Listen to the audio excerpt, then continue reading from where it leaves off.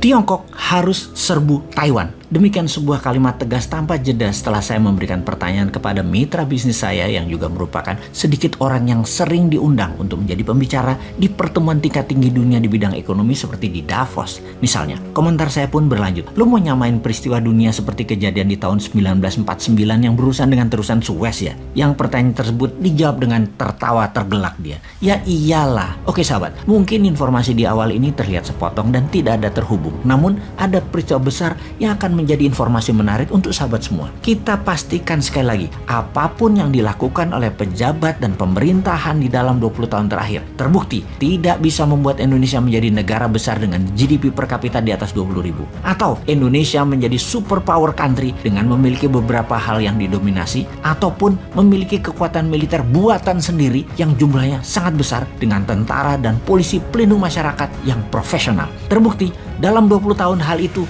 belum terjadi. Kemudian para calon di etalase saat ini yang mau jadi presiden di tahun 2024 akan membuat Indonesia kurang lebih sama dengan pemimpin 20 tahun sebelumnya. Pasti sama, garansi 100%. Kalau mau lain, maka pelajari informasi di awal yang terlihat sepotong yang akan kita lengkapi. Gamal Abdul Nasser, Bapak Negara Mesir, di tahun 1949 melakukan hal yang sangat berani, yaitu melakukan menasionalisasikan terusan Suez. Apa akibatnya? Menasionalisasikan artinya mengambil paksa terusan Suez yang dipegang oleh Inggris waktu itu. Inggris sangat tertampar dan ternyata Inggris tidak bisa berbuat apa-apa. Ternyata efek Perang Dunia Kedua, Inggris bukan hanya melepas kendali dunia ke Amerika, namun Inggris tidak punya taring di banyak wilayah. Nasser, Mesir, mendapat dukungan Amerika untuk mengambil terusan Suez tersebut, alias Amerika lah pemberi go ahead tersebut. Sebuah urat nadi ekonomi yang sangat strategis terusan Suez itu. Sejak saat itu, kita menjadi tahu kekuatan Amerika dan kedekatan Mesir pada Amerika.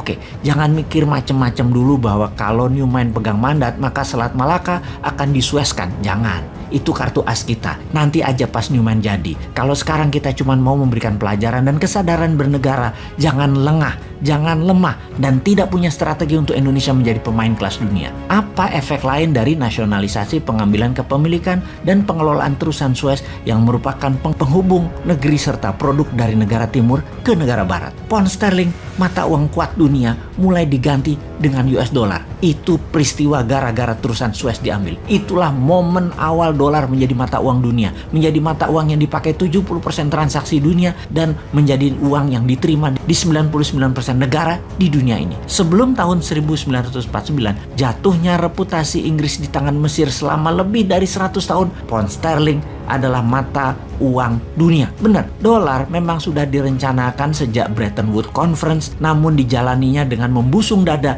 sejak terusan Suez diambil Mesir di tahun 1949. Jadi kembali ke informasi awal, jawaban dari mitra bisnis saya yaitu Tiongkok harus menyerbu Taiwan. Itu menjawab pertanyaan sederhana dari si Sontoloyo ini. Bagaimana gold, e-gold jadi alat tukar kelas dunia di luar currency? Selain dari mata uang dunia, gold sebagai alat tukar.